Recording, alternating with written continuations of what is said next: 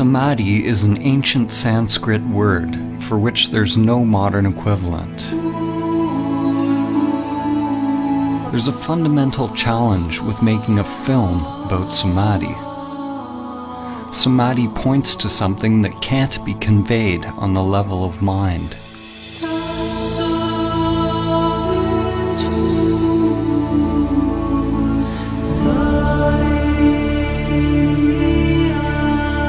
This film is simply the outer manifestation of my own inner journey. The intention is not to teach you about Samadhi or provide information for your mind, but to inspire you to directly discover your true nature.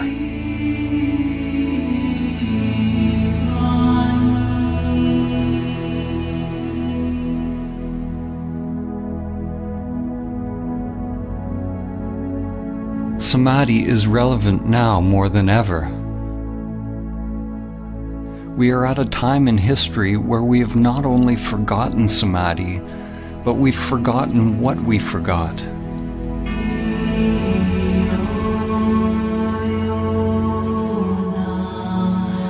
This forgetting is Maya, the illusion of the self.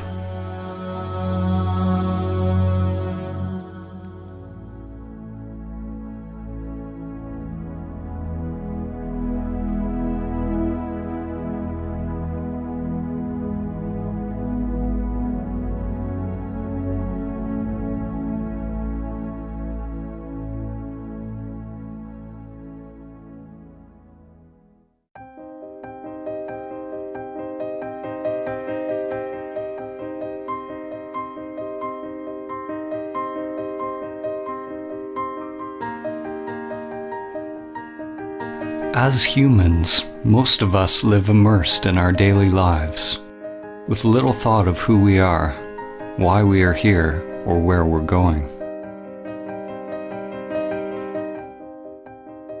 Most of us have never realized the true self, the soul, or what the Buddha called anatta, that which is beyond name and form, beyond thinking. As a result, we believe we are these limited bodies.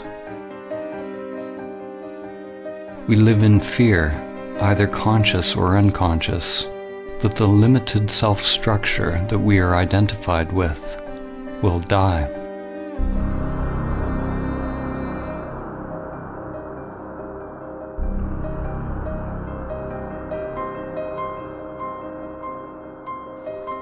In today's world, the vast majority of people who are engaged in religious or spiritual practices, such as yoga, prayer, meditation, chanting, or any kind of ritual, are practicing techniques which are conditioned, which means they are just part of the ego construct. The seeking and the activity isn't the problem. Thinking you have found the answer in some external form is the problem. Spirituality, in its most common form, is no different than the pathological thinking that is going on everywhere.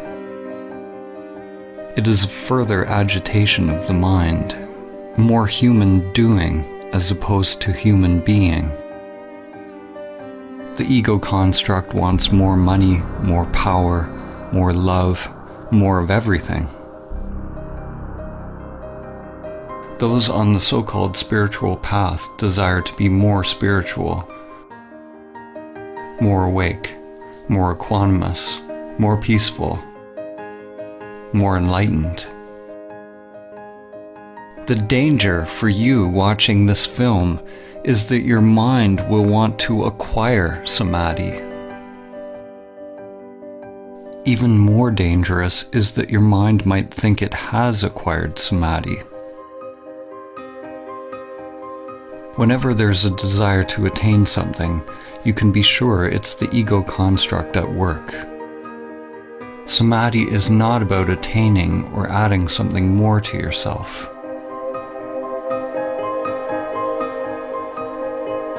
To realize Samadhi is to learn to die before you die. Life and death are like yin and yang, an inseparable continuum, endlessly unfolding with no beginning and no end. When we push away death, we also push away life. When you experience the truth directly of who you are, there's no longer any fear of life or death. We're told who we are by our society and our culture. And at the same time, we're slaves to the deeper unconscious biological craving and aversion that governs our choices.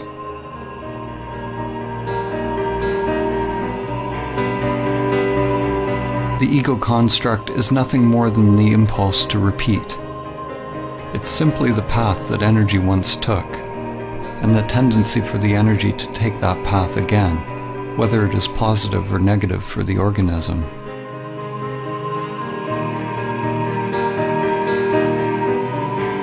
There are endless levels of memory or mind, spirals within spirals. When your consciousness identifies with this mind or ego construct, it ties you to social conditioning, which you could call the matrix. There are aspects of the ego that we can be conscious of, but it's the unconscious, the archaic wiring, the primal existential fears that are actually driving the whole machine.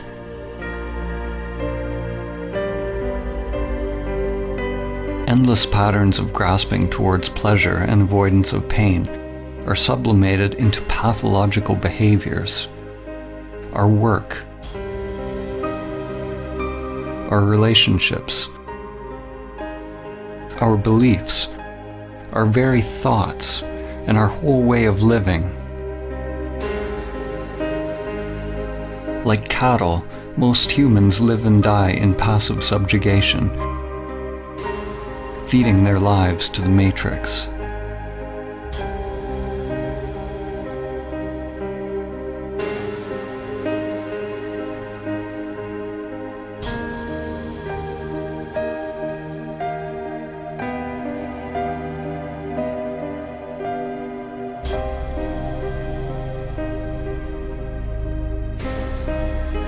We live lives locked into narrow patterns, lives often filled with great suffering, and it never occurs to us that we can actually become free.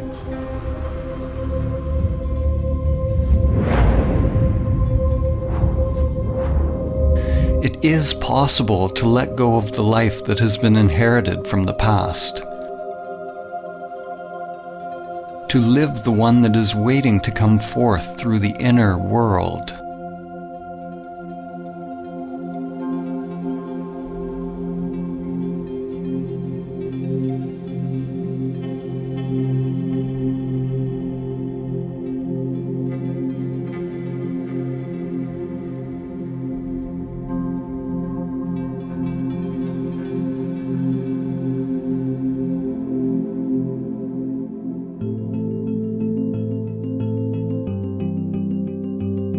We were all born into this world with biological conditioned structures, but without self-awareness.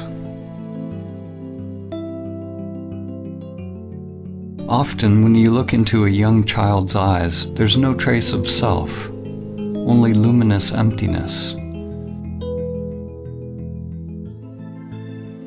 The person one grows into is a mask worn over consciousness.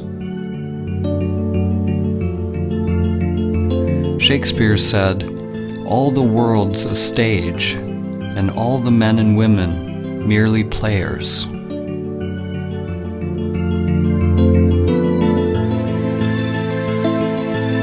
In an awakened individual, consciousness shines through the personality, through the mask.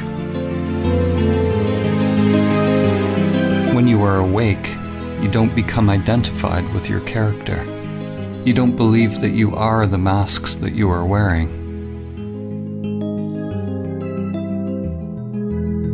But nor do you give up playing a role.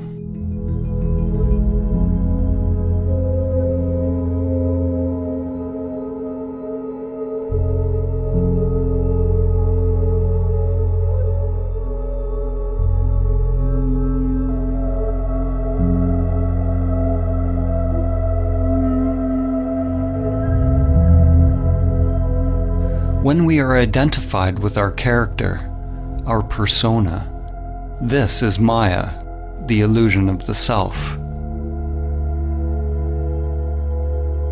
Samadhi is awakening from the dream of your character in the play of life.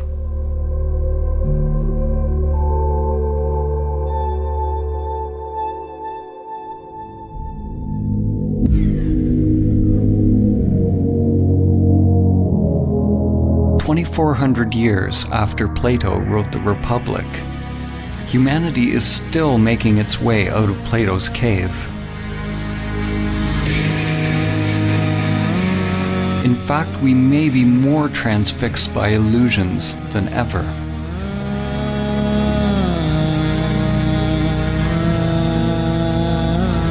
Plato had Socrates describe a group of people who lived chained in a cave all their lives, facing a blank wall. All they could see were shadows projected on the wall by the things passing in front of a fire which was behind them. This puppet show became their world. According to Socrates, the shadows were as close as the prisoners would ever get to seeing reality. Even after being told about the outside world, they continued to believe that the shadows were all that is. Even if they suspected there was something more, they were unwilling to leave what was familiar.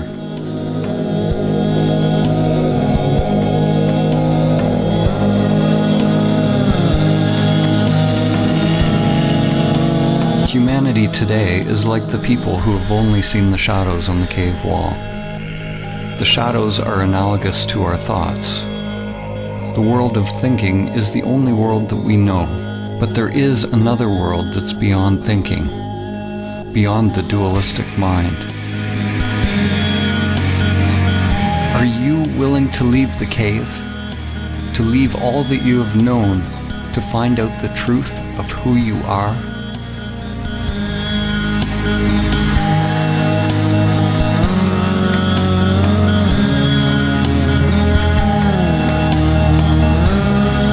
In order to experience Samadhi, it's necessary to turn attention away from the shadows, away from the thoughts, towards the light. When a person is only used to darkness, then they must gradually become accustomed to the light.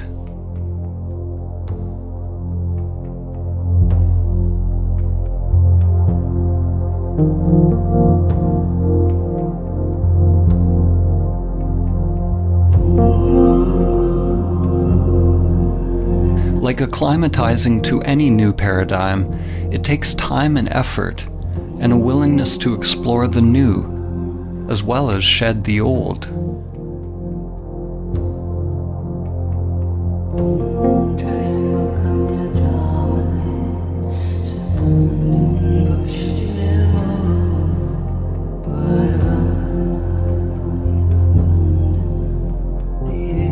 The mind can be likened to a trap for consciousness, a labyrinth or a prison.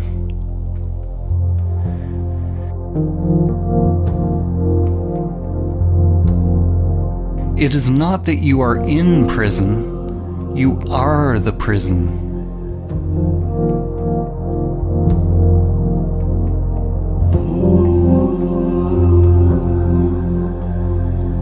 The prison is an illusion. If you are identified with an illusory self, then you are asleep. Once you are aware of the prison, if you fight to get out of the illusion, then you're treating the illusion as if it's real, and you still remain asleep.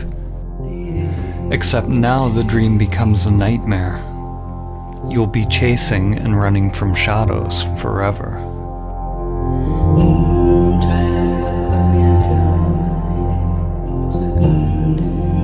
Samadhi is awakening from the dream of the separate self, or the egoic construct.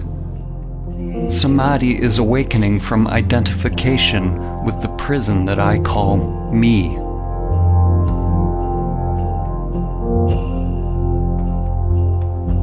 You can never actually be free because wherever you go, your prison is there. Awakening is not about getting rid of the mind or the matrix. On the contrary, when you're not identified with it, then you can experience the play of life more fully, enjoying the show as it is, without craving or fear. In the ancient teachings, this was called the divine game of Leela, the game of playing in duality.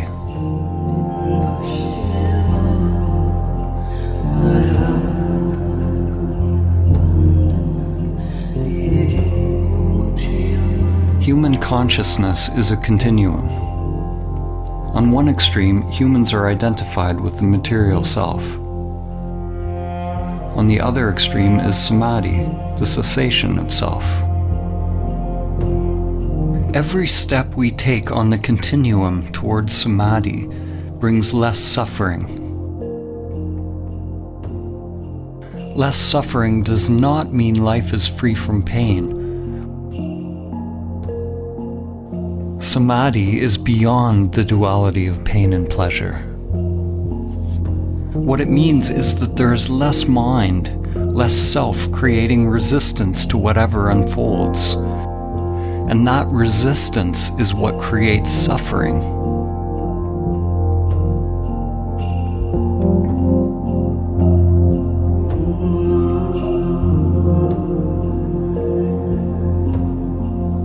Realizing Samadhi even once allows you to see what is at the other end of the continuum, to see that there is something other than the material world and self-interest. When there is an actual cessation of the self-structure in Samadhi, there is no egoic thought, no self, no duality, yet there is still the I am, anatta, or no self. In that emptiness is the dawn of prajna, or wisdom. The understanding that the immanent self is far beyond the play of duality, beyond the entire continuum. The immanent self is timeless, unchanging, always now. Enlightenment is the merging of the primordial spiral, the ever-changing manifested world, or lotus, in which time unfolds, with your timeless being. Your inner wiring grows like an ever-unfolding flower as you disidentify with the self, becoming a living bridge between the world of time and the timeless.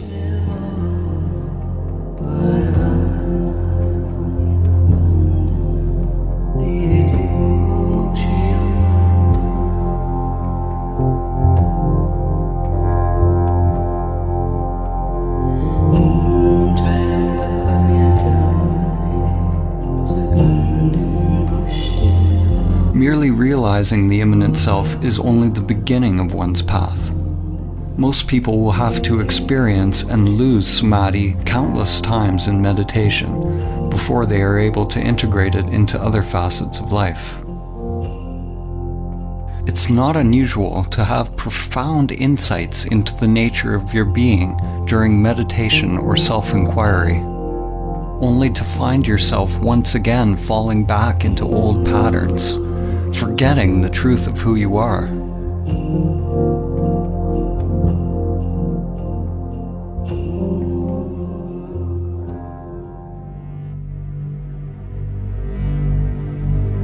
To realize that stillness or emptiness in every facet of life, every facet of one's self, is to become emptiness, dancing as all things.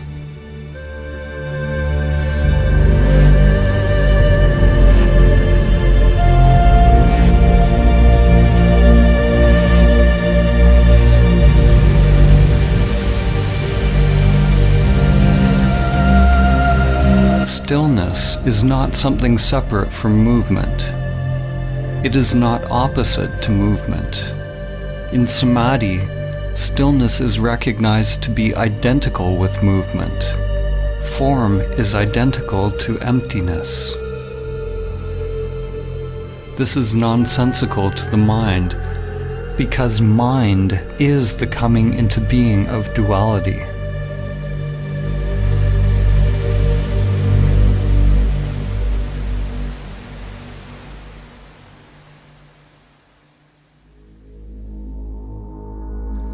René Descartes, the father of Western philosophy, is famous for the saying, "I think, therefore I am." No other phrase more clearly encapsulates the fall of civilization and the full-scale identification with the shadows on the cave wall. Descartes' error, like the error of almost all humans, was the equating of fundamental being with thinking.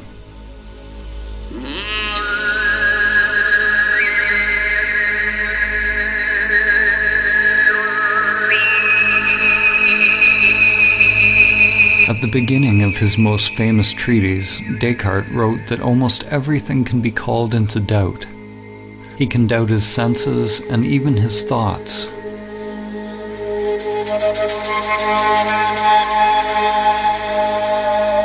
Likewise, in the Kalama Sutra, the Buddha said that in order to ascertain the truth, one must doubt all traditions, scriptures, teachings, and all the content of one's mind and senses. Both of these men started with great skepticism, but the difference was that Descartes stopped inquiring at the level of thinking, while the Buddha went deeper. He penetrated beyond the deepest levels of the mind.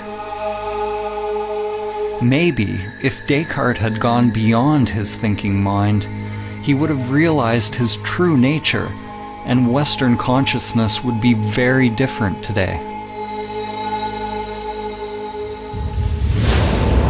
Instead, Descartes described the possibility of an evil demon that could be keeping us under a veil of illusion. Descartes did not recognize this evil demon for what it was.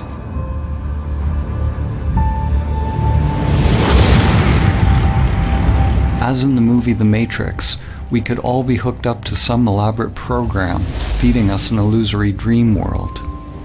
In the movie, humans lived out their lives in the Matrix, while on another level they were merely batteries, feeding their life force to the machines, which used their energy for their own agenda.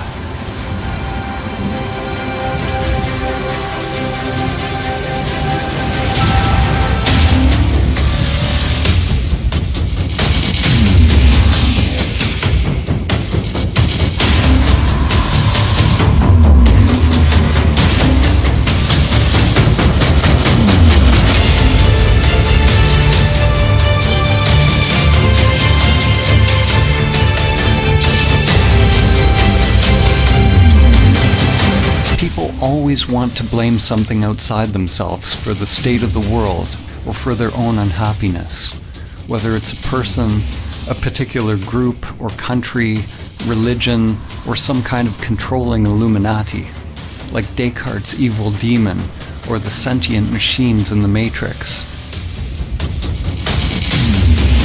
Ironically, the demon Descartes envisioned was the very thing that he defined himself by.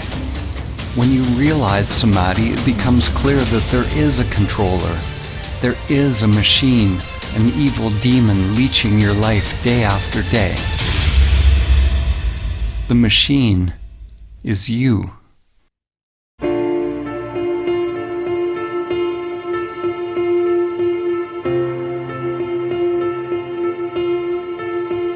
Your self-structure is made up of many little conditioned subprograms, or little bosses. One little boss that craves food, another craves money, another status, position, power, sex, intimacy. Another wants consciousness or attention from others. The desires are literally endless and can never be satisfied. We spend a lot of our time and energy decorating our prisons, succumbing to pressures to improve our masks and feeding these little bosses, making them more powerful. Like drug addicts, the more we try to satisfy the little bosses, the more we end up craving.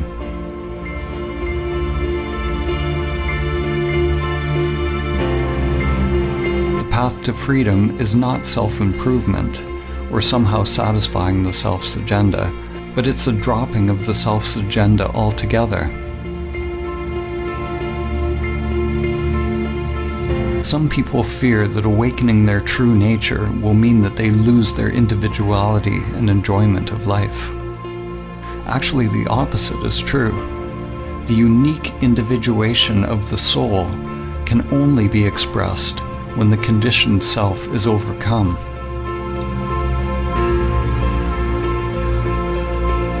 Because we remain asleep in the matrix, most of us never find out what the soul actually wants to express.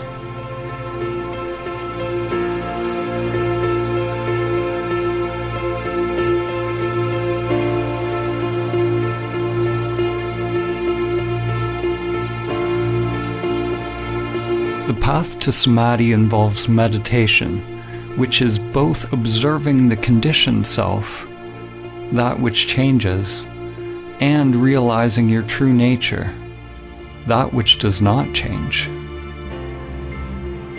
When you come to your still point, the source of your being, then you await further instructions without any insistence on how your outer world has to change. Not my will, but higher will be done.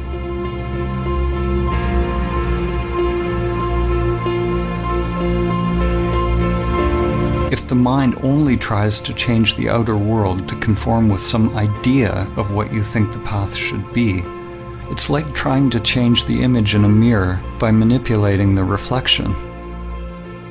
To make the image in a mirror smile, you obviously can't manipulate the reflection. You have to realize the you that is the authentic source of the reflection.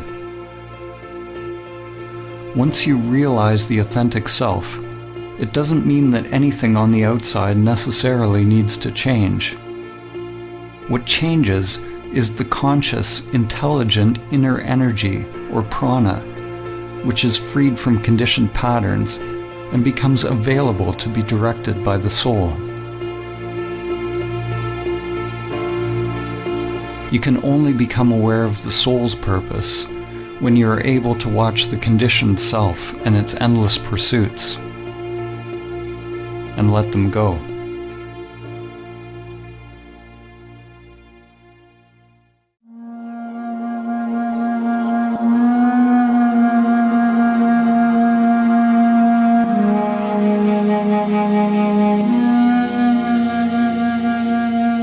In Greek mythology, it was said that the gods condemned Sisyphus to repeat a meaningless task for all eternity.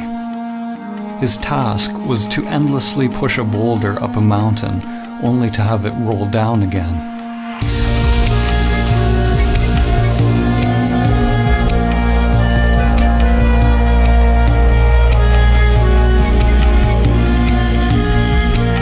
The French existentialist and Nobel Prize-winning author, Albert Camus, saw the situation of Sisyphus as a metaphor for humanity. He asked the question, how can we find meaning in this absurd existence?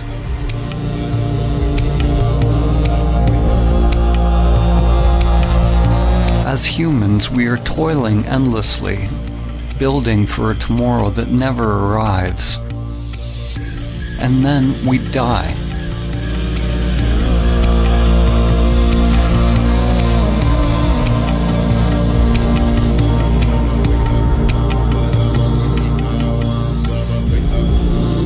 If we truly realize this truth, then we will either go mad if we are identified with our egoic personas, or we will awaken and become free.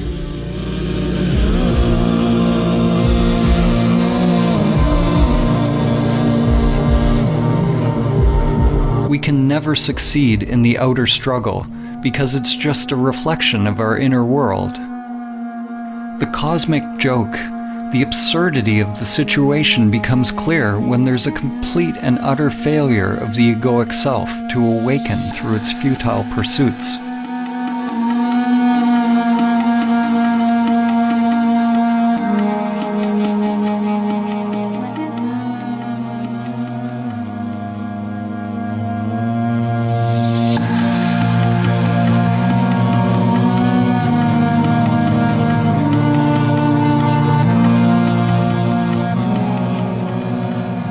In Zen, there is a saying, before enlightenment, chop wood, carry water. After enlightenment, chop wood, carry water.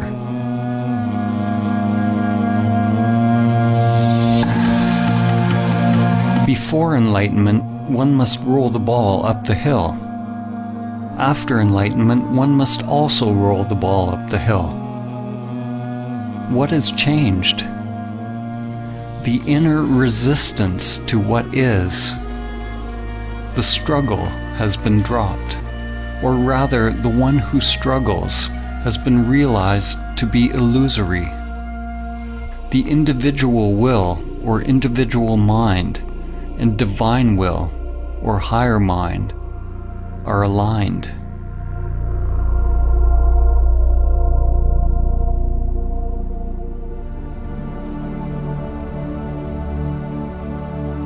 Samadhi is ultimately a dropping of all inner resistance to all changing phenomena without exception. The one who is able to realize inner peace, irrespective of circumstance, has attained true Samadhi. You drop resistance not because you condone one thing or another, but so that your inner freedom is not contingent on the outer. It's important to note that when we accept reality as it is, it doesn't necessarily mean that we stop taking action in the world, or we become meditating pacifists. Actually, the opposite can be true. When we're free to act without being driven by unconscious motives, then it is possible to act in alignment with the Tao, with the full force of our inner energy behind us.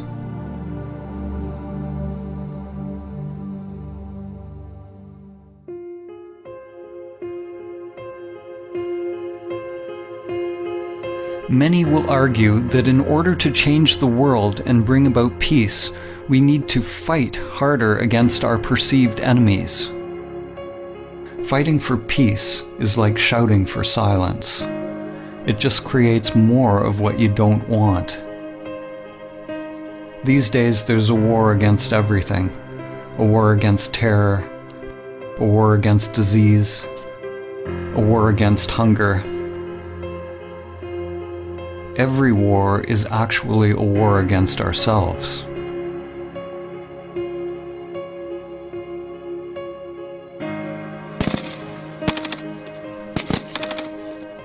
The fight is part of a collective delusion. We say that we want peace, but we continue to elect leaders who engage in war. We lie to ourselves, saying that we are for human rights, but continue to buy products made in sweatshops. We say we want clean air, but we continue to pollute. We want science to cure us of cancer, but won't change our self-destructive habitual behaviors that make us more likely to be sick. We delude ourselves that we are promoting a better life. We don't want to see our hidden parts that are condoning suffering and death. The belief that we can win a war against cancer, hunger, terror, or any enemy that was created by our own thinking and behavior actually lets us continue to delude ourselves that we don't have to change the way we operate on this planet. The inner world is where the revolution must first take place. Only when we can directly feel the spiral of life within will the outer world come into alignment with the Tao. Until then, anything we do will add to the chaos already created by the mind. War and peace arise together in an endless dance. They are one continuum.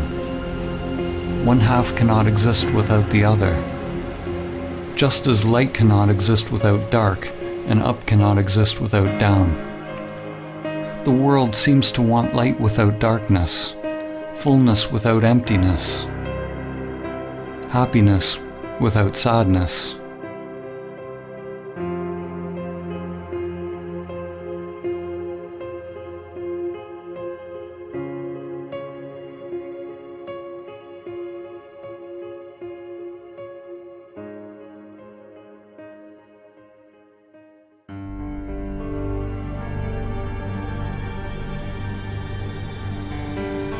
The more the mind gets involved, the more fragmented the world becomes. Every solution that comes from the egoic mind is driven by the idea that there is a problem, and the solution becomes an even greater problem than what it was trying to solve. What you resist persists.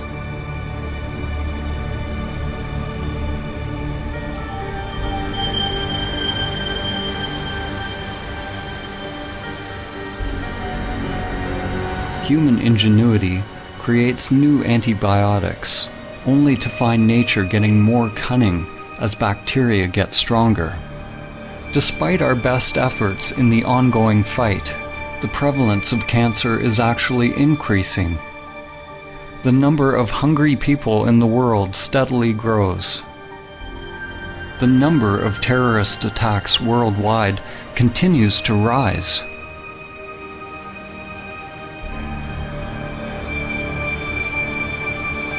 What's wrong with our approach? Like the sorcerer's apprentice from Goethe's poem, we have taken hold of a great power, but we do not have the wisdom to wield it.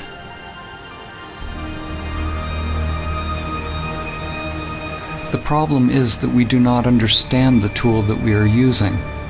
We do not understand the human mind and its proper role and purpose.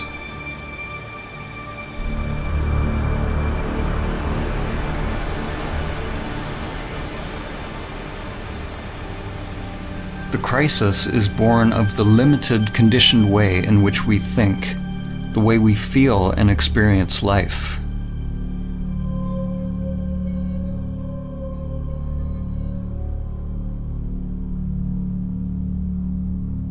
Our rationalism has robbed us of our ability to recognize and experience the wisdom of many ancient cultures. Our egoic thinking has robbed us of the ability to feel the depth and profound sacredness of life, the numinosity of life, and to realize entirely different levels of consciousness, which are now almost lost to humanity.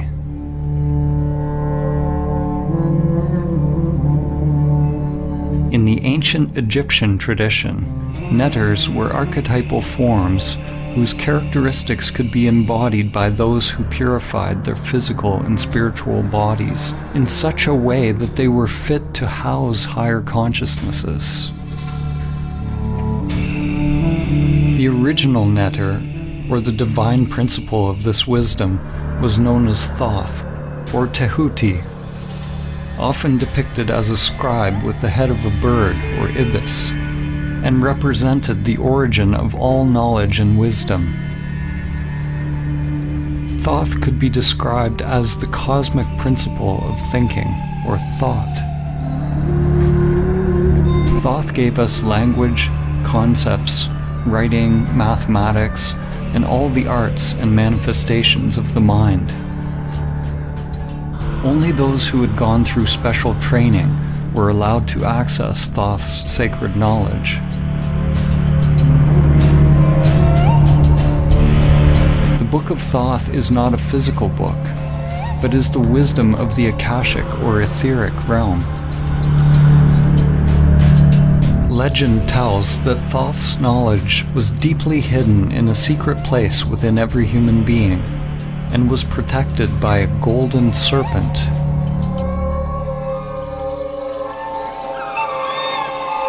The archetypal or perennial myth of the serpent or dragon guarding a treasure is one that permeates many cultures and has been called by names such as Kundalini Shakti, Chi, Holy Spirit, and inner energy. The golden serpent is the egoic construct which is bound in the inner energies, and until it's mastered and overcome, the soul will never be able to attain the true wisdom. It was said that the Book of Thoth brought nothing but suffering to any individual who read it, even though they would find the secrets of the gods themselves and all that is hidden within the stars. What must be understood is that the book brought suffering to any individual who read it, any ego that tried to control it. In the Egyptian tradition, awakened consciousness was represented by Osiris. Without this awakened consciousness, any knowledge or understanding attained by the limited self would be dangerous, disconnected from higher wisdom. The Eye of Horus had to be open. The esoteric meaning that we find here is similar to the more familiar story of the fall in the Garden of Eden. The Book of Thoth parallels the tree of knowledge of good and evil, whose fruit Adam and Eve were tempted to eat.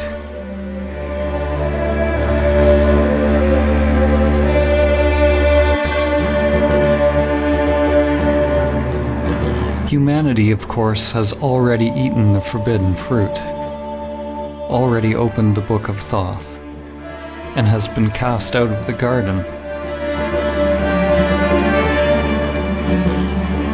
The serpent is a metaphor for the primordial spiral that extends from the microcosm to the macrocosm.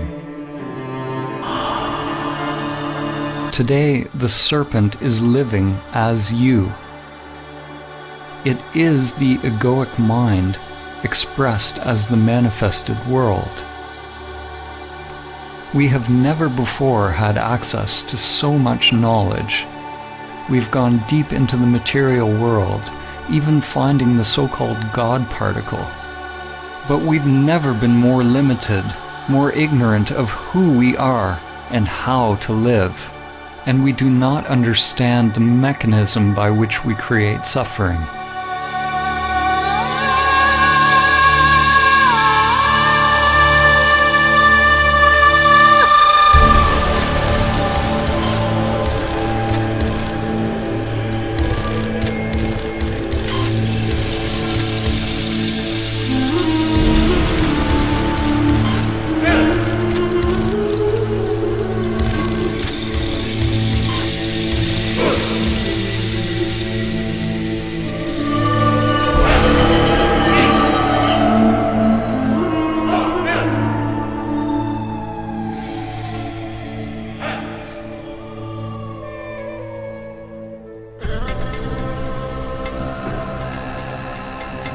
Our thinking has created the world as it is now.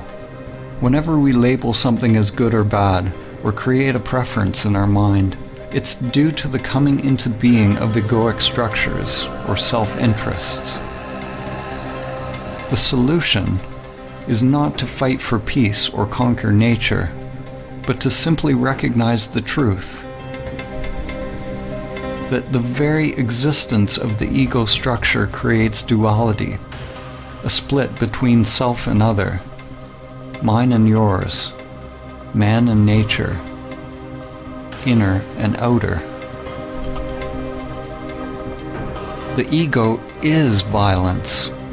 It requires a barrier, a boundary from the other in order to be. Without the ego, there's no war against anything. There's no hubris. There's no overreaching nature to create profit. These external crises in our world reflect a serious inner crisis. We don't know who we are. We are completely identified with our egoic identities, consumed by fears, and are cut off from our true nature. Races, religions, countries, political affiliations, and any group that we belong to all reinforce our egoic identities. Almost every group that exists on the planet today wants to claim its perspective as true and correct, as we do on an individual level.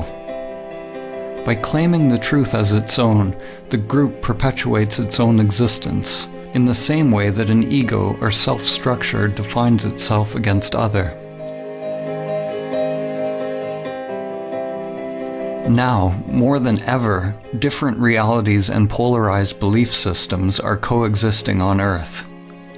It is possible for different people to experience completely different thoughts and emotional reactions to the very same external phenomena.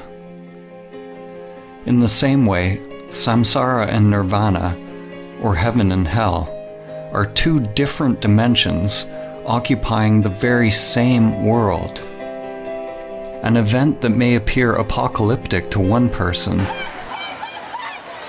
could be seen as a blessing to another. So what is becoming obvious is that your external circumstances don't have to affect your inner world in any particular way. To realize Samadhi is to become a self-propelled wheel, to become autonomous, a universe unto oneself. Your experience of life is not contingent on changing phenomena. An analogy can be made with Metatron's cube. Metatron is mentioned in various ancient Christian, Islamic, and Jewish texts, and is archetypally related to the Egyptian Neter Thoth, as well as Hermes Trismegistus of Greece. Metatron is intimately connected with the Tetragrammaton. The Tetragrammaton is the fundamental geometric pattern, the template or primordial emanation of physical reality, which has been called the Word of God or the Logos. Here we see a two-dimensional representation of the figure, but if you look a certain way, you see a 3D cube.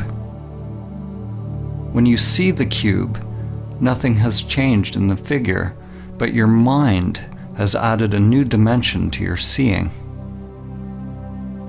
Dimensionality, or one's perspective, is simply a matter of becoming habituated to a new way of perceiving the world. Upon realizing Samadhi, we become free of perspective, or free to create new perspectives, because there's no self invested in or attached to a particular viewpoint.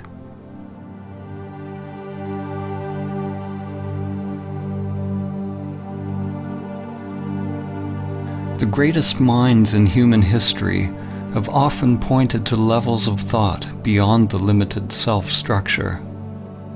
Einstein said, "The true measure of a human being is determined primarily by the measure and sense in which he has attained liberation from the self." So it's not that thinking in the existence of the self is bad. Thinking is a wonderful tool when the mind is in service to the heart. In Vedanta, it is said that the mind makes a good servant, but a poor master.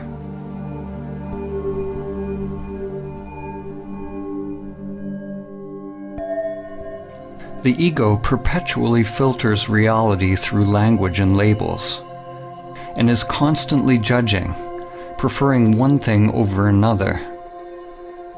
When the mind and senses are your master, they will create endless suffering, endless craving and aversion, locking us into the matrix of thinking. If you want to realize Samadhi, do not judge your thoughts as good or bad, but find out who you are prior to thought, prior to the senses. When all labels are dropped, then it is possible to see things as they are.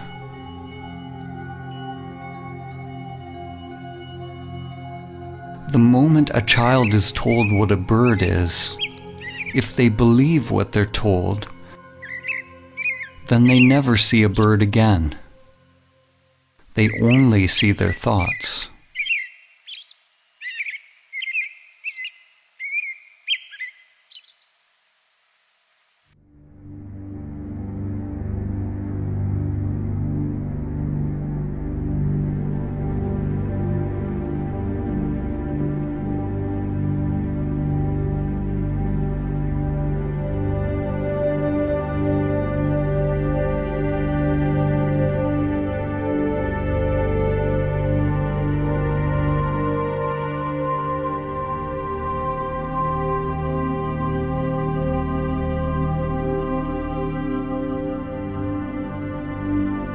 Most people think that they are free, conscious, and awake. But if you believe you are already awake, then why would you do the difficult work to attain what you believe you already have? Before it becomes possible to awaken, it is necessary to accept that you are asleep, living in the matrix. Examine your life honestly without lying to yourself. Are you able to stop your robotic, repetitive life patterns if you want to? Can you stop seeking pleasure and avoiding pain? Are you addicted to certain foods, activities, or pastimes? Are you constantly judging, blaming, criticizing yourself and others? Does your mind incessantly seek out stimulus, or are you completely fulfilled just being in silence? Do you react to how people think about you? Are you seeking approval and positive reinforcement? Do you somehow sabotage situations in your life? Most people will experience their lives the same way today as they will tomorrow, and a year from now, and 10 years from now. When you begin to observe your robot-like nature, you become more awake. You begin to recognize the depth of the problem. You are completely and utterly asleep, lost in a dream. Like the inhabitants of Plato's cave, most who hear this truth will not be willing or capable of changing their lives because they are attached to their familiar patterns. We go to great lengths justifying our patterns, burying our heads in the sand rather than facing the truth. We want our saviors, but we are not willing to get up on the cross ourselves. What are you willing to pay to be free? Realize that if you change your inner world, you must be prepared to change the outer life. Your old structure and your old identity must become the dead soil out of which new growth comes.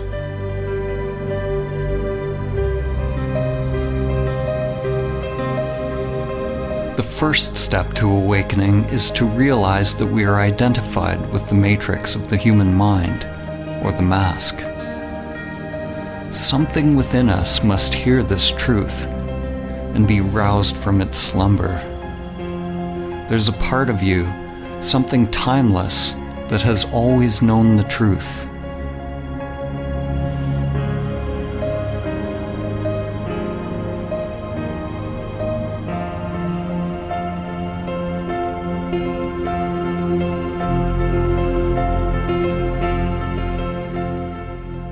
The matrix of the mind distracts us, entertains us, keeps us endlessly doing, consuming, grasping, in a cycle of craving and aversion with constantly changing forms, keeping us from the flowering of our consciousness, our evolutionary birthright, which is Samadhi. Pathological thinking is what passes for normal life.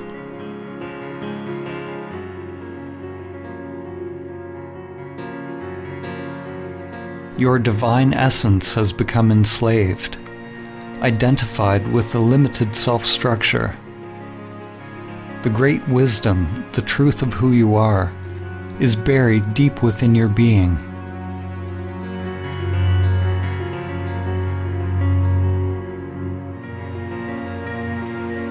J. Krishnamurti said, "It is no measure of one's health to be well adjusted to a profoundly sick society."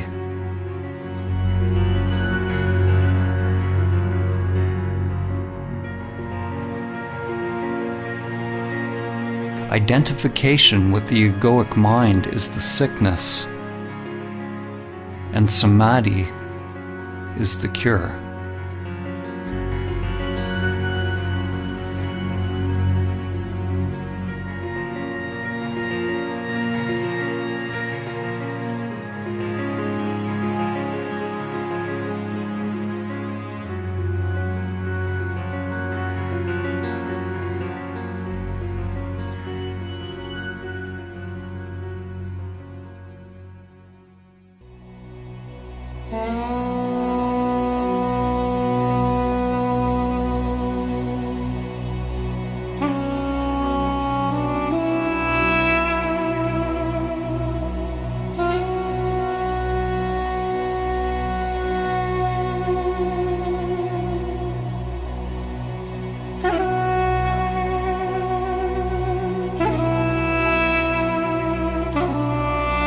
The world's greatest spiritual teachers from ancient to modern times have shared the view that the deepest truth of our being is not the property of one particular religion or spiritual tradition, but can be found within the heart of each person.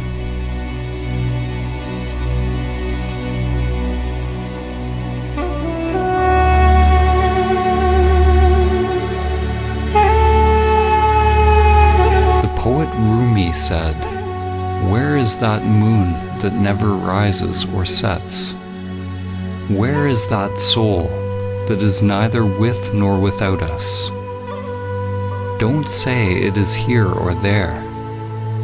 All creation is that, but for the eyes that can see."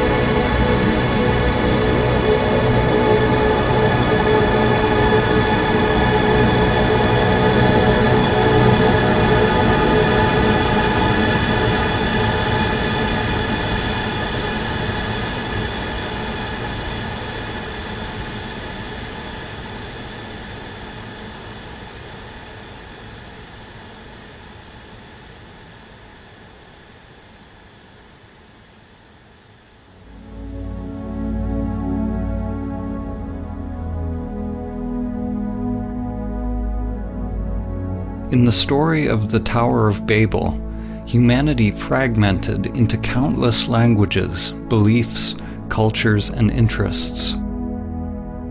Babel means literally the gate of God. The gate is our thinking mind, our conditioned structures. For those who come to realize their true nature, their essence beyond name and form, they are initiated into the great mystery of what lies beyond the gate.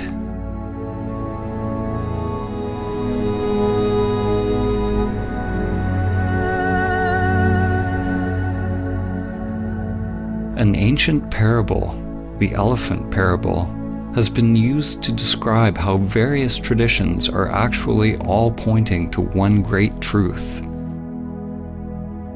A group of blind people are each touching a different part of an elephant, getting a certain impression of what an elephant is.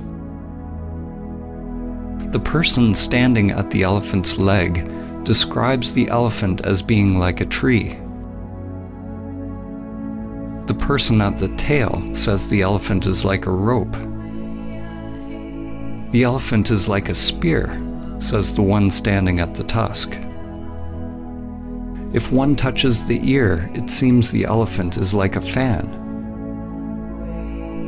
The person touching the side is adamant that the elephant is like a wall.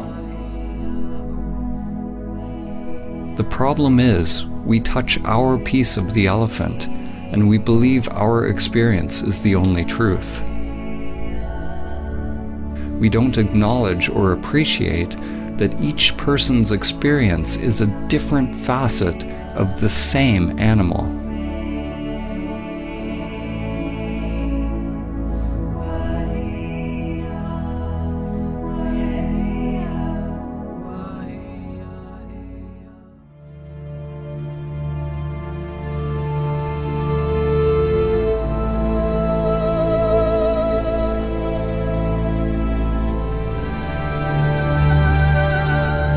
The perennial philosophy is an understanding that all spiritual and religious traditions share a single universal truth, a mystical or transcendent reality upon which foundation all spiritual knowledge and doctrine has grown.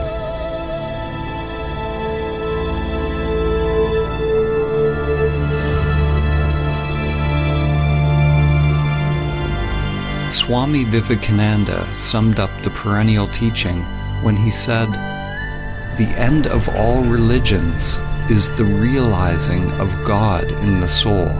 That is the one universal religion."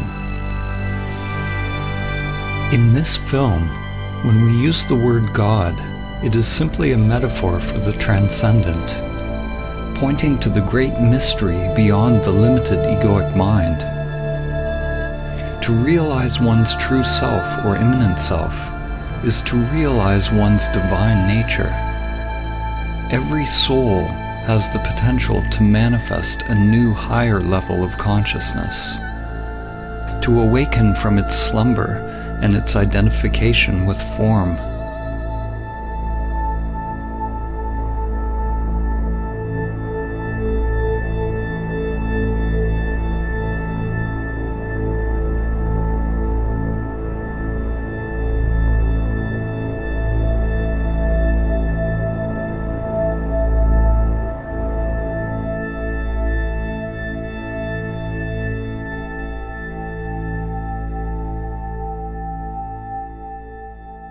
The writer and visionary Aldous Huxley, known for his book Brave New World, also wrote a book which he entitled The Perennial Philosophy, in which he writes about the one teaching that comes back over and over in history, taking the form of the culture in which it is realized. He writes, "The perennial philosophy is expressed most succinctly in the Sanskrit formula, Tat Tvam Asi, that thou art. The Atman, or immanent eternal self, is one with Brahman, the absolute principle of all existence. And the last end of every human being is to discover the fact for himself, to find out who he or she really is."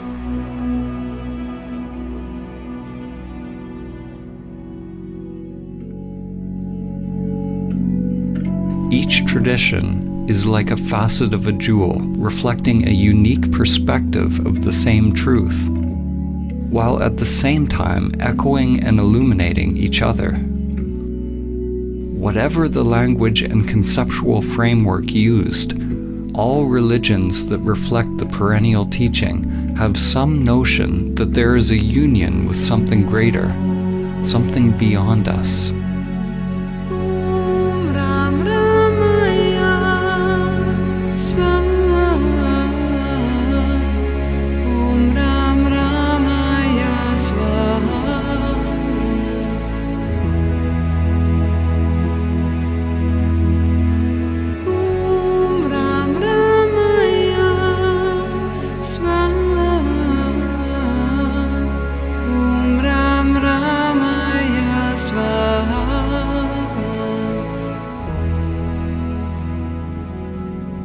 It is possible to learn from and integrate the teachings from one or many sources without identifying a sense of self with them. It is said that all true spiritual teachings are simply fingers pointing to the transcendent truth. If we hold on to the dogma, the teaching, for comfort, we will be stunted in our spiritual evolution.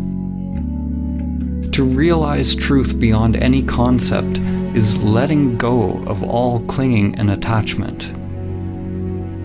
Letting go of all religious concepts.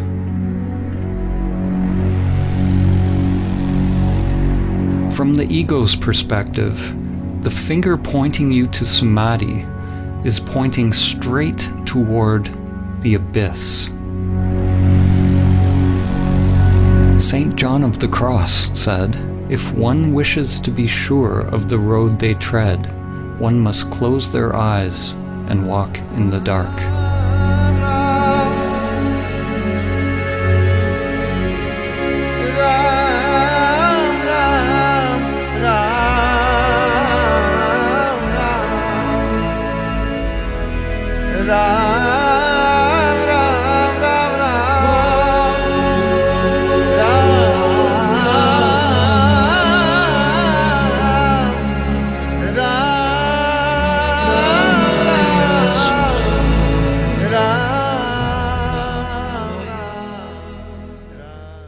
Samadhi begins with a leap into the unknown.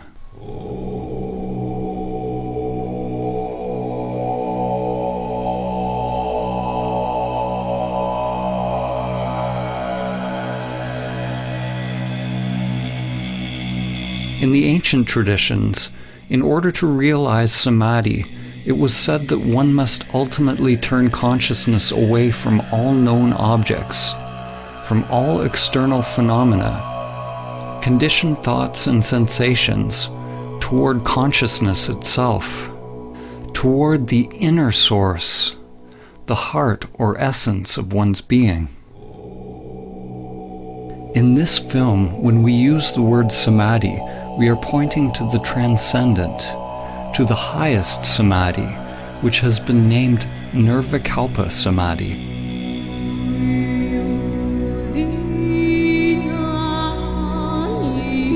In Nirvikalpa Samadhi, there is a cessation of self-activity, of all seeking and doing. We can only speak about what falls away as we approach it, and what reappears when we return from it. There is neither perception nor non-perception, neither thing nor no thing, neither consciousness nor unconsciousness. It is absolute, unfathomable, and inscrutable to the mind.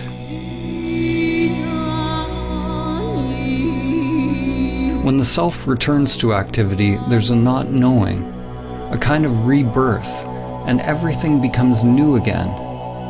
We are left with the perfume of the divine, which lingers longer as one evolves on the path.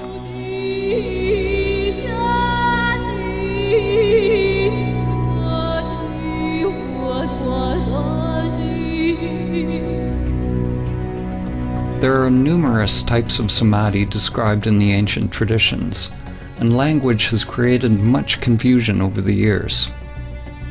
We are choosing to use the word samadhi to point to the transcendent union, but we could have used a word from another tradition just as easily. Samadhi is an ancient Sanskrit term, common to the Vedic, Yogic, and Samkhya traditions of India, and has permeated many other spiritual traditions. Samadhi is the 8th limb of Patanjali's 8 limbs of yoga, and the 8th part of the Buddha's Noble Eightfold Path. The Buddha used the word nirvana, the cessation of vana, or the cessation of self-activity. Patanjali described yoga or samadhi as chitta vritti nirodha, the Sanskrit meaning cessation of the whirlpool or spiral of mind. It is a disentangling of consciousness from the entire matrix or creatrix of mind.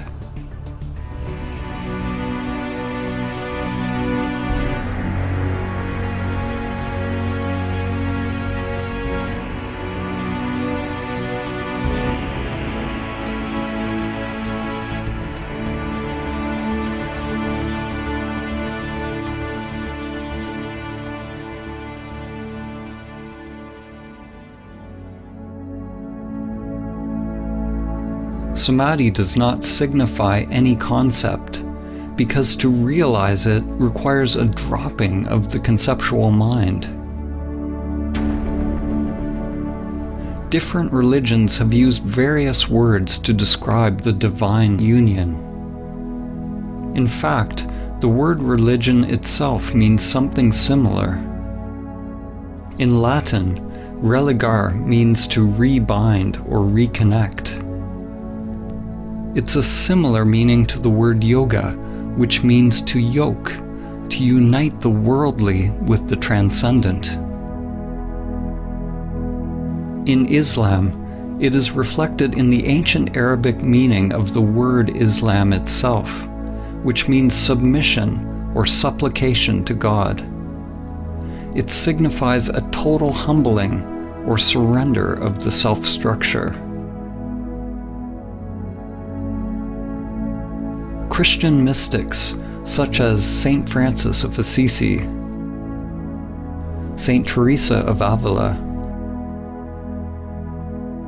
and Saint John of the Cross, describe a divine union with God, the kingdom of God within. In the Gospel of Thomas, Christ said, "The kingdom is not here or there. Rather, the kingdom of the Father is spread out upon the earth, and men do not see it." The works of the Greek philosophers Plato, Plotinus, Parmenides, and Heraclitus, when seen through the lens of the perennial teaching, point towards the same wisdom. Plotinus teaches that the greatest human endeavor is to guide the human soul towards the supreme state of perfection and union with the One.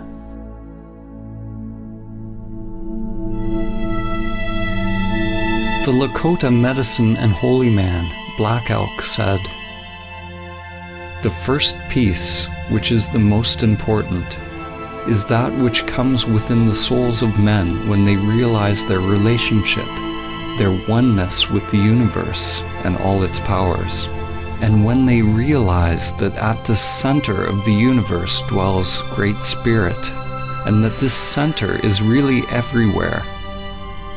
It is within each of us."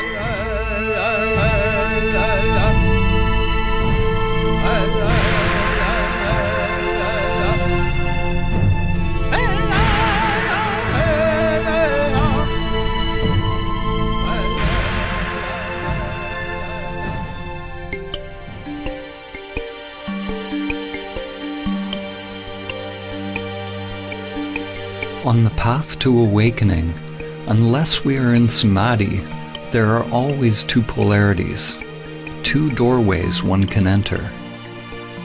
Two dimensions, one towards pure consciousness, the other towards the phenomenal world. The upward current toward the Absolute, and the downward current toward Maya and all that is manifested, both seen and unseen. The relationship between relative and absolute could be summed up in the following quote by Sri Nisargadatta Maharaj. "Wisdom is knowing I am nothing. Love is knowing I am everything. And between the two, my life moves." What is born of this union is a new divine consciousness.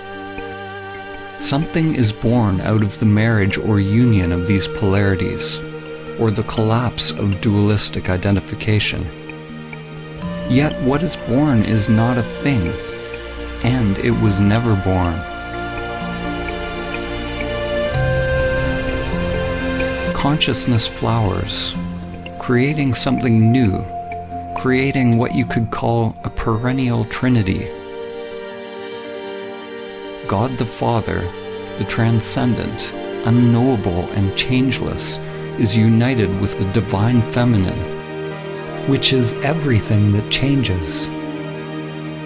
This union brings about an alchemical transformation, a kind of death and rebirth. In the Vedic teachings, the divine union is represented by two fundamental forces, Shiva and Shakti.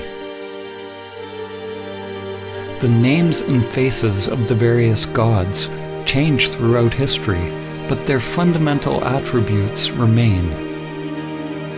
What is born out of this union is a new divine consciousness, a new way of being in the world. Two polarities inseparably one, a universal energy that is without center, free of limitation. It is pure love. There is nothing to be gained or lost, because it is utterly empty, but absolutely full.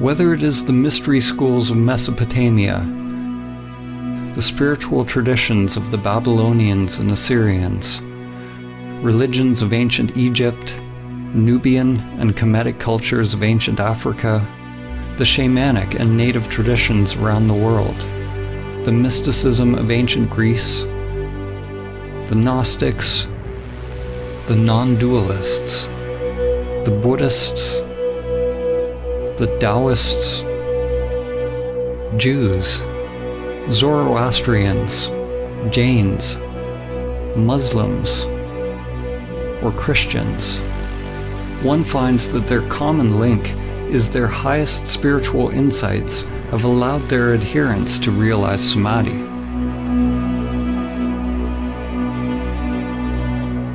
The actual word Samadhi means something like to realize the sameness or oneness in all things. It means union. It is uniting all aspects of yourself. But do not mistake intellectual understanding for the actual realization of Samadhi. It is your stillness, your emptiness, that unites all levels of the spiral of life.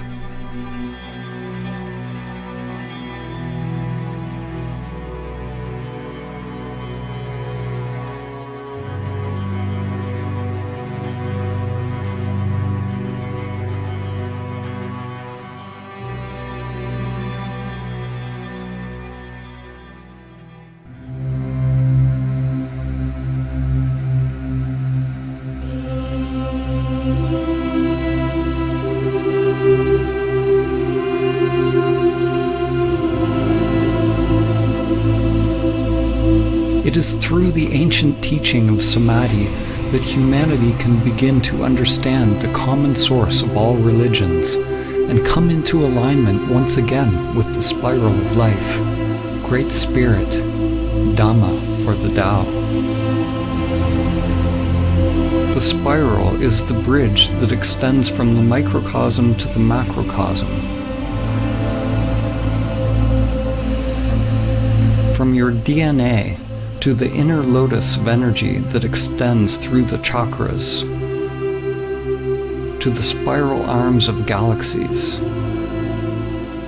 Every level of soul is expressed through the spiral as ever-evolving branches, living, exploring.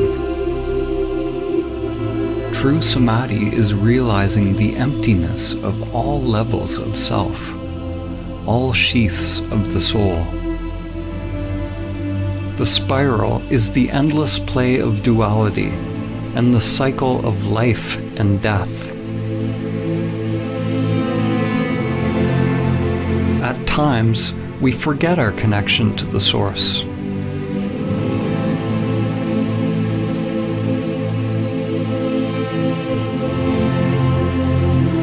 The lens we look through is very small, and we identify with being a limited creature creeping upon the earth, only to once again complete the journey back to the Source, to the center that is everywhere.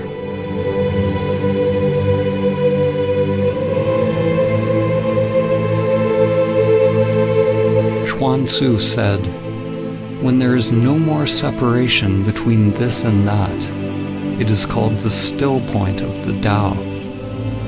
At the still point, in the center of the spiral, one can see the infinite in all things.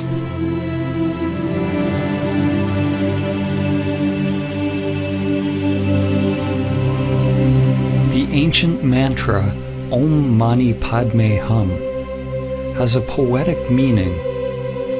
One awakens or realizes the jewel within the lotus. Your true nature awakens within the soul, within the world, as the world.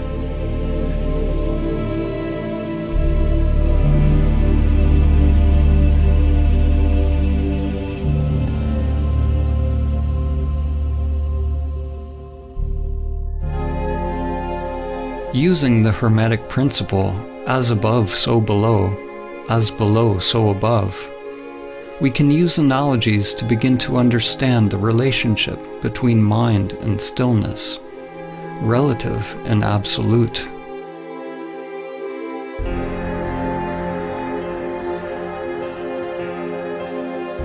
A way to begin to grasp the non-conceptual nature of Samadhi is to use the analogy of the black hole. A black hole is traditionally described as a region of space with a massive gravitational field so powerful that no light or matter can escape. New theories postulate that all objects, from the tiniest microscopic particles to macrocosmic formations like galaxies, have a black hole or mysterious singularity at their center. In this analogy, we're going to use this new definition of a black hole as the center that is everywhere.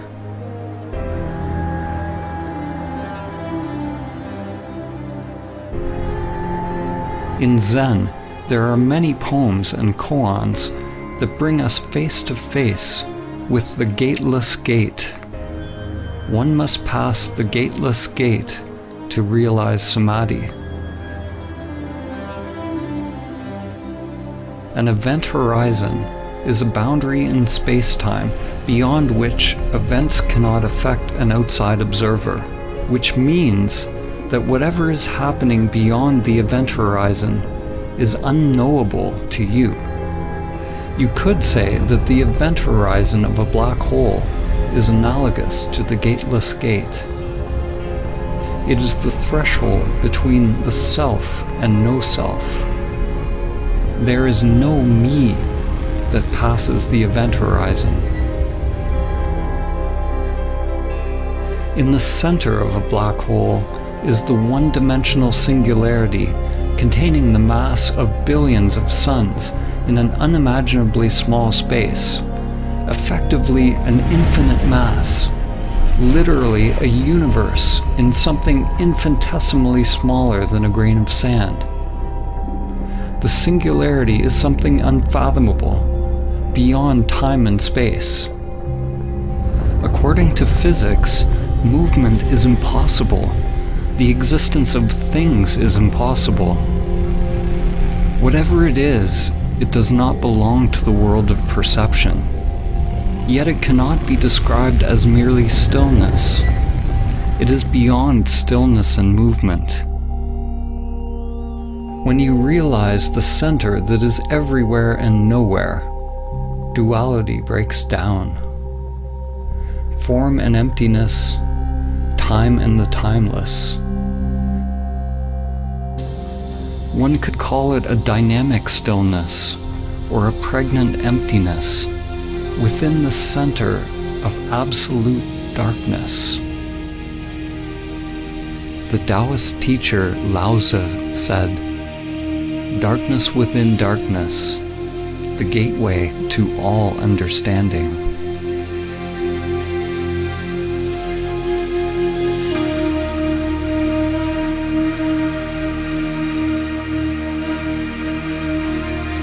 The writer and comparative mythologist Joseph Campbell describes a recurring symbol, part of the perennial philosophy which he calls the axis mundi, the central point or the highest mountain, the pole around which all revolves, the point where stillness and movement are together.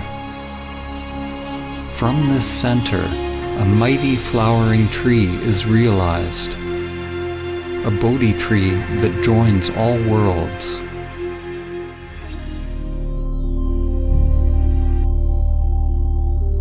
Just as a sun gets sucked into a black hole, when you approach the great reality, your life starts to revolve around it, and you begin to disappear.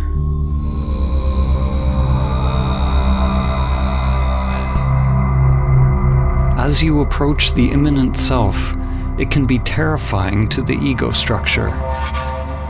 The guardians of the gate are there to test those on their journey.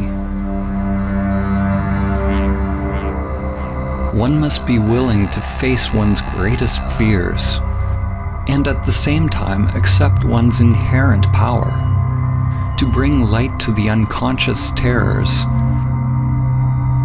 and the hidden beauty within. If your mind is not moved, if there is no self reacting, then all phenomena produced by the unconscious arises and passes away. This is the point in the spiritual journey where faith is most needed. What do we mean by faith? Faith is not the same as belief. Belief is accepting something on the level of mind to bring comfort and assurance. Belief is the mind's way of labeling or controlling experience. Faith is actually the opposite. Faith is staying in the place of complete not knowing, accepting whatever arises from the unconscious. Faith is surrendering to the pull of the singularity, to the dissolving or dismantling of the self in order to pass the gateless gate.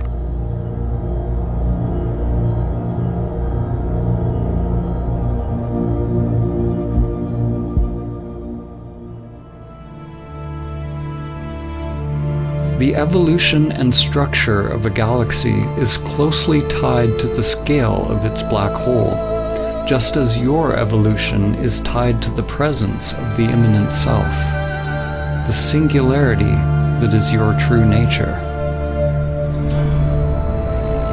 We can't see the black hole, but we can know about it by the way things move around it, by how it interacts with physical reality. In the same way, we cannot see our true nature. The immanent self is not a thing, but we can observe enlightened action. As the Zen master Suzuki said, there are, strictly speaking, no enlightened people. There is only enlightened activity. We can't see it, just as the eye cannot see itself.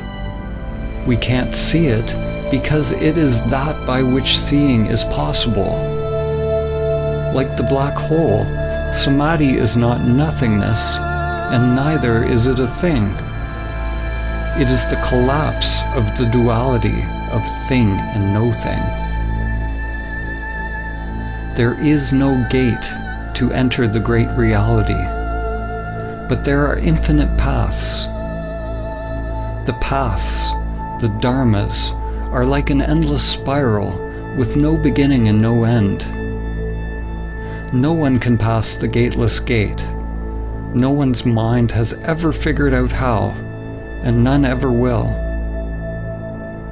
No one can pass the gateless gate, so be no one.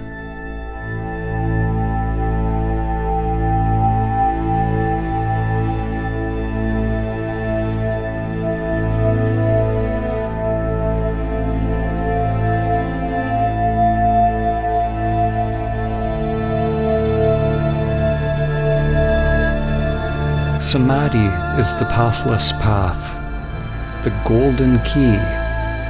It is the end of our identification with the self-structures that separate our inner and outer worlds.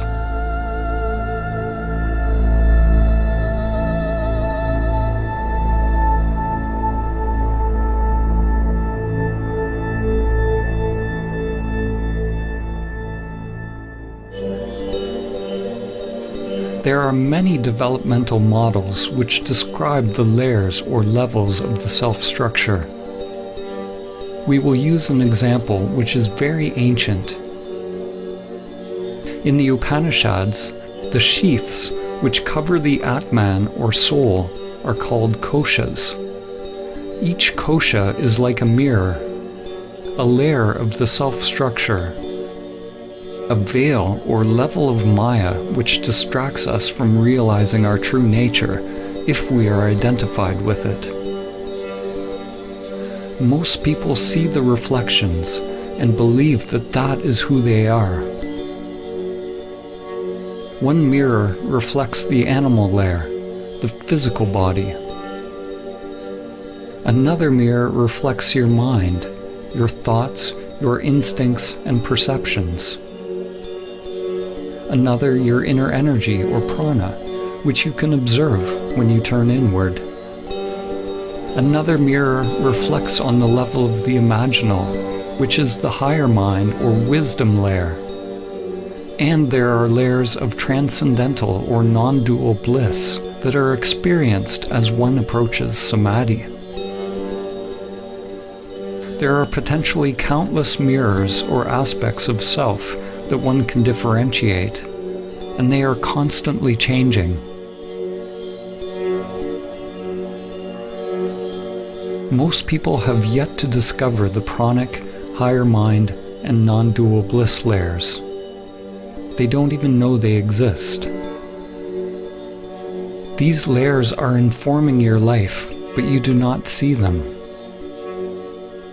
The hidden mirrors actually inform our lives more than the ones that are visible. They are unseen because for most people they are not fully illuminated by consciousness.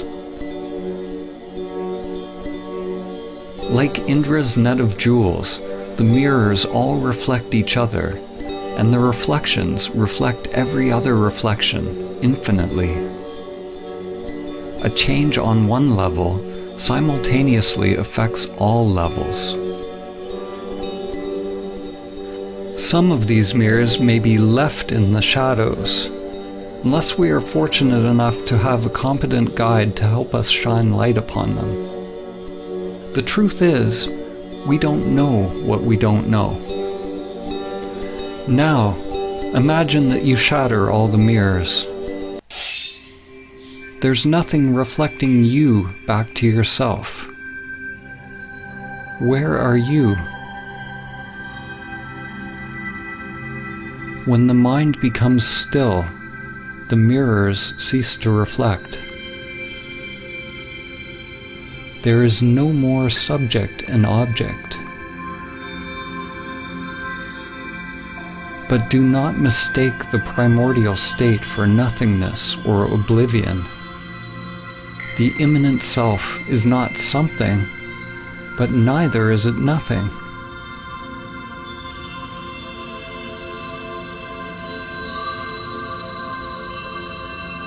This source is not a thing. It is emptiness or stillness itself.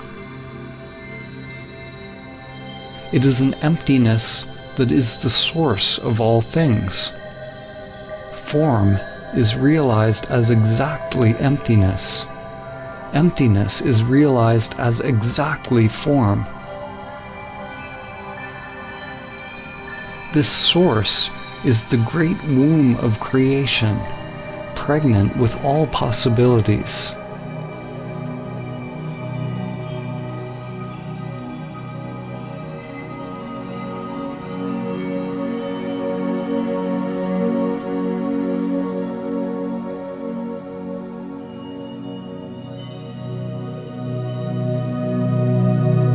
Samadhi is the awakening of impersonal consciousness.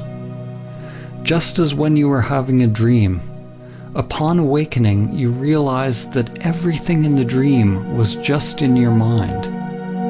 Upon realizing Samadhi, it is realized that everything in this world is happening within levels upon levels of energy and consciousness. It is all mirrors within mirrors, dreams within dreams. The you that you think you are is both the dream and the dreamer.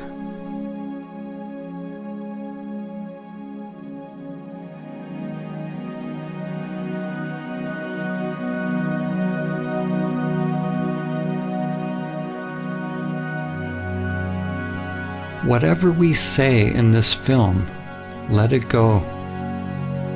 Don't capture it with the mind. The soul is dreaming the dream of you.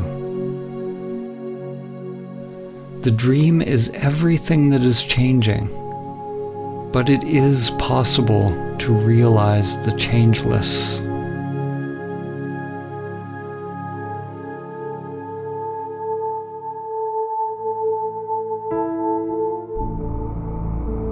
This realization cannot be understood with the limited individual mind.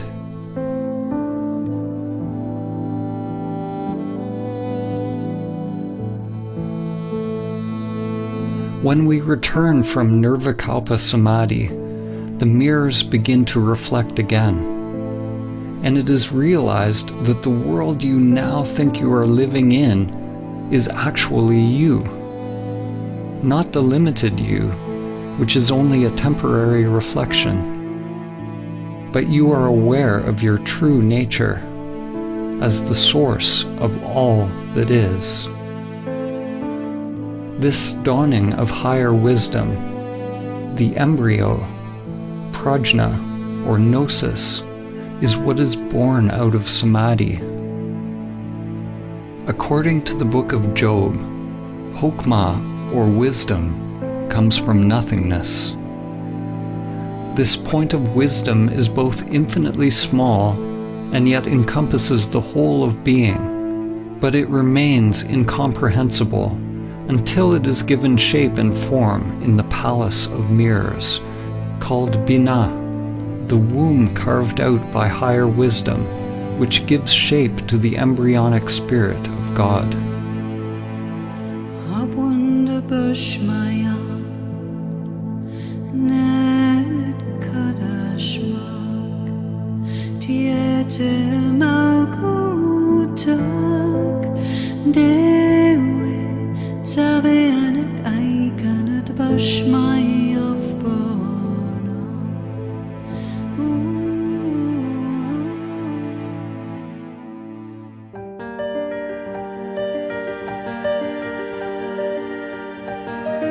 The existence of the mirrors, or the mind's existence, is not a problem.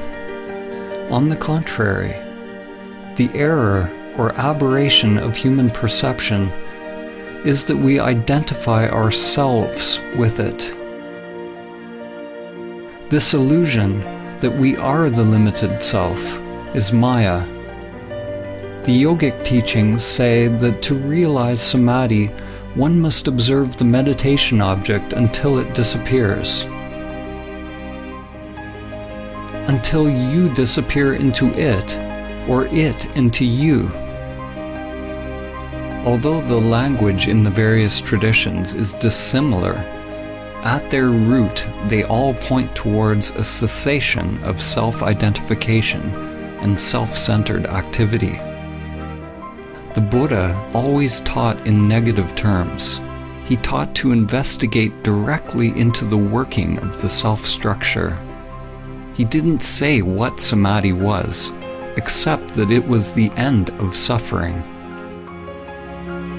In Advaita Vedanta, there's a term, neti-neti, which means not this, not that. People on the path to self-realization inquire into their true nature, or the nature of Brahman, by first discovering what they are not. Similarly, in Christianity, Saint Teresa of Avila described an approach to prayer based on the negative path, or via negativa, a prayer of quiet, surrender, and union, which is the only way to approach the Absolute. Through this gradual process of stripping away, one drops anything that is not permanent, anything that is changing.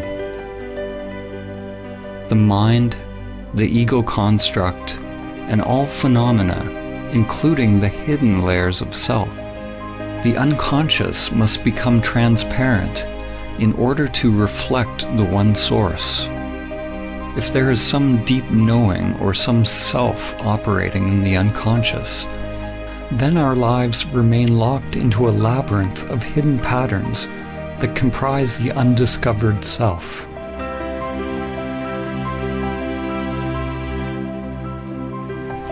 When all layers of self are revealed as empty, then one becomes free from the self, free from all concepts.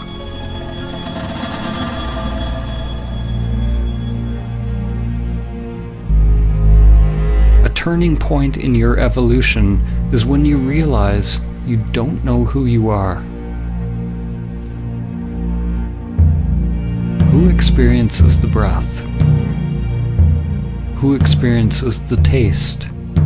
Who experiences the chant, the ritual, the dance, the mountain? Witness the witness. Observe the observer. At first, when you observe the observer, you will only see the false self. But if you are persistent, it will give way. Inquire directly into who or what experiences. Unblinkingly, piercingly, penetratingly, with the full force of your being.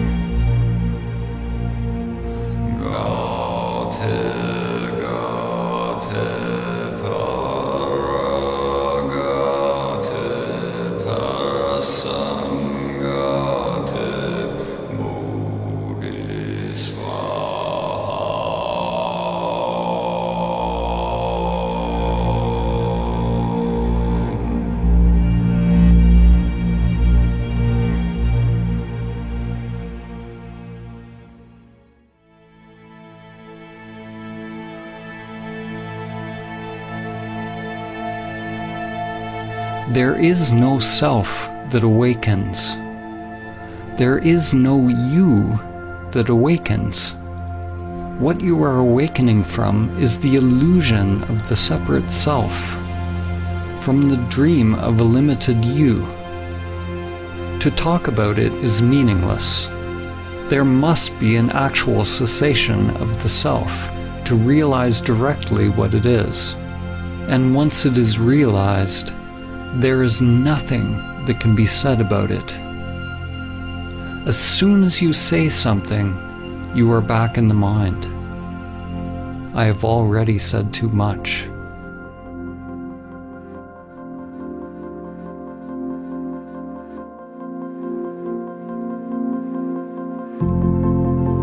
We normally have 3 states of consciousness: waking, dreaming, and deep sleep. Samadhi is sometimes referred to as the 4th state, the ground state of consciousness, a primordial awakeness that can become present continuously and in parallel with the other consciousness states. In Vedanta, this is called Turiya. Other terms for Turiya are Christ consciousness, Krishna consciousness, Buddha nature, or Sahaja Samadhi. In Sahaja Samadhi, the immanent self stays present along with the full use of all human functions. The stillness is unmoving at the center of the spiral of changing phenomena. Thoughts, feelings, sensations, and energy revolve around it at the circumference, but the degree of stillness, or I amness, remains during outer activity, exactly as in meditation. It is possible that the immanent self will remain present, even during deep sleep, that your awareness of I am does not come and go, even as states of consciousness change.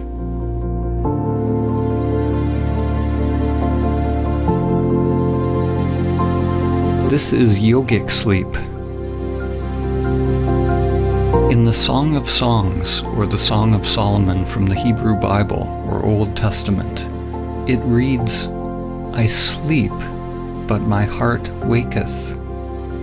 This realization of the eternal, impersonal consciousness is reflected in the words of Christ when he said, Before Abraham was, I am.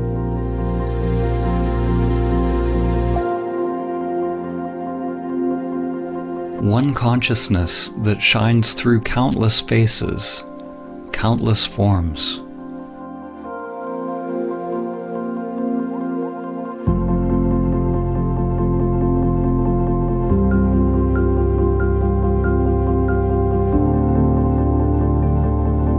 At first, it's like a fragile flame born out of the polarities within you.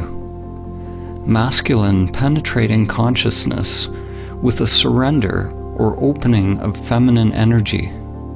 It is delicate and easily lost, and one must take great care to protect it and keep it alive until it is mature.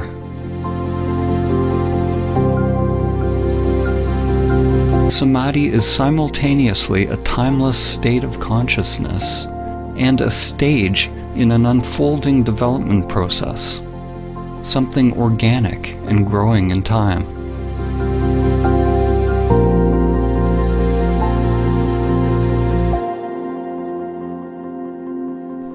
As one spends more and more time in Samadhi, in the now, in the timeless, one takes more and more direction from the heart, the soul or Atman, and less from the conditioned structure.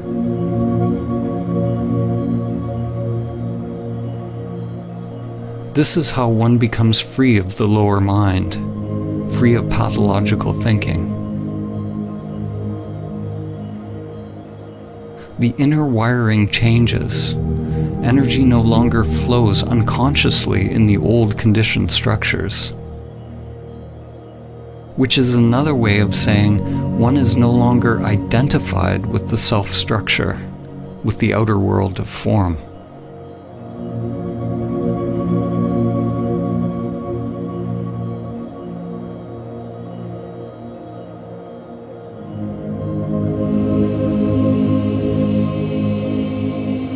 To realize Samadhi requires an effort so great that it becomes a total surrender of oneself, and a surrender so encompassing that it is a complete effort of one's being, all of one's energy. It is a balance of effort and surrender, yin and yang, a sort of effortless effort.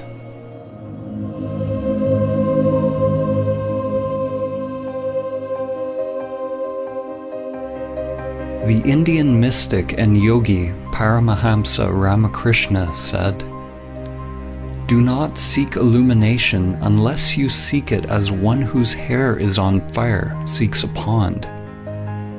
You seek it with your whole being. During one's ego-transcending practice, it takes great courage, vigilance, and perseverance to keep the embryo alive. To not fall back into the patterns of the world. It takes a willingness to go against the current, against the inexorable crush of the matrix and the grinding wheels of samsara. Every breath, every thought, every action must be for realizing the source. Samadhi is not realized by effort, nor is it effortless.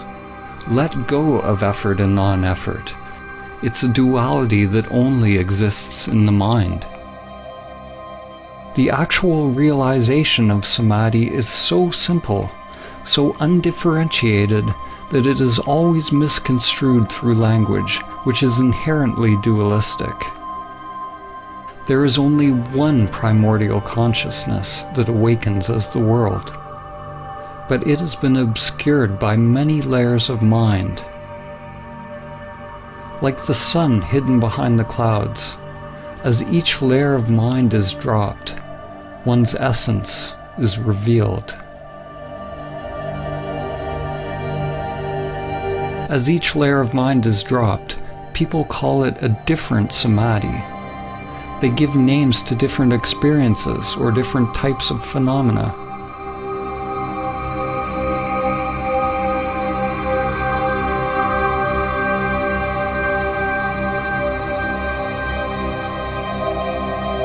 But samadhi is so simple that when you are told what it is and how to realize it, your mind will always miss it. Actually, samadhi is not simple or difficult. It is only the mind that makes it so. When there is no mind, there is no problem, because the mind is what needs to stop before it is realized. It is not a happening at all.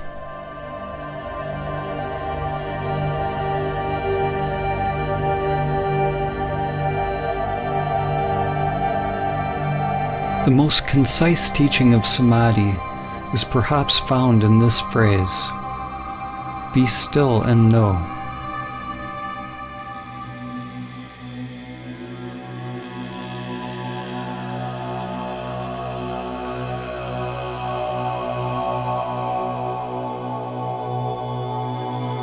How can we use words and images to convey stillness? How can we convey silence by making noise? Rather than talking about samadhi as an intellectual concept, this film is a radical call to inaction, a call to meditation, inner silence, and inner prayer, a call to stop.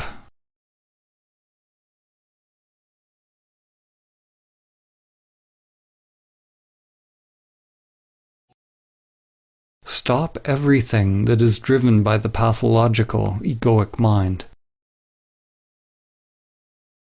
Be still and know.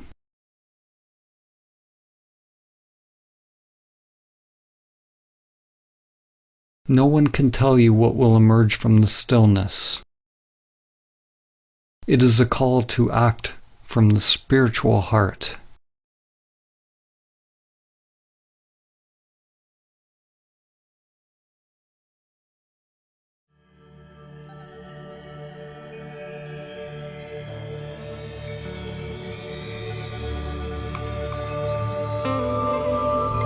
It's like remembering something ancient.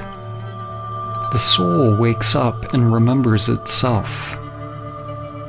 It has been a sleeping passenger, but now the emptiness awakens and realizes itself as all things.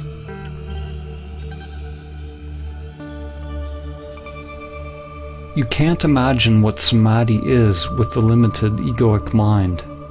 Just as you can't describe to a blind person what color is. Your mind can't know. It can't manufacture it. To realize Samadhi is to see in a different way, not to see separate things, but to recognize the seer.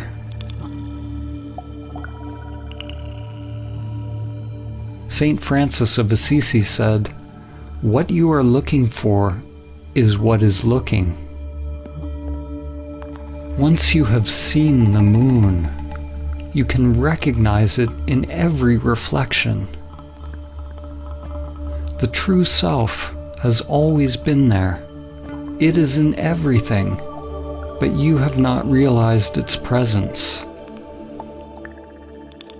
When you learn to recognize and abide as the true self, beyond the mind and senses, it is possible to experience awe at the most mundane. We become awe.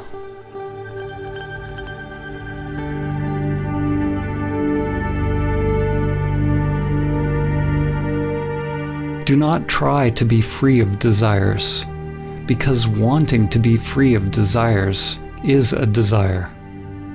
You can't try to be still, because your very effort is movement. Realize the stillness that is always already present. Be the stillness and know. When all preferences are dropped, the source will be revealed. But do not cling even to the source. The great reality, Tao, is not one, not two. Ramana Maharshi said, "The self is only one. If it is limited, it is the ego.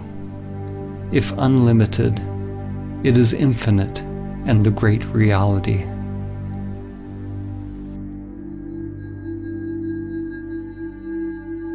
If you believe what is being said, you've missed it. If you disbelieve, you've also missed it. Belief and disbelief operate on the level of mind. They require a knowing. But if you enter into your own investigation, examining all of the aspects of your own being, finding out who is doing the investigating, if you're willing to live by the principle, not my will, but higher will be done, if you're willing to travel beyond all knowing, then you may realize what I've attempted to point towards. Only then will you taste for yourself the profound mystery and beauty of simply existing. There is another possibility for life.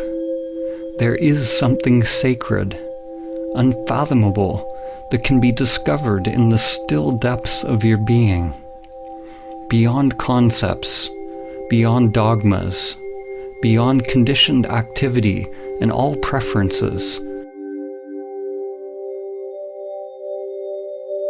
It is not acquired by techniques, rituals, or practices. There is no how to get it. There's no system. There's no way to the way.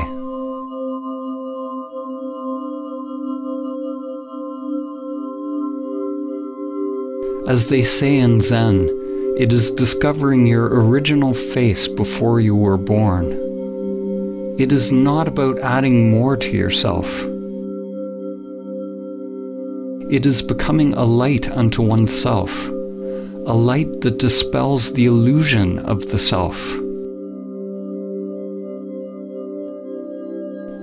Life will always remain unfulfilled, and the heart will always remain restless, until it comes to rest in that mystery beyond name and form.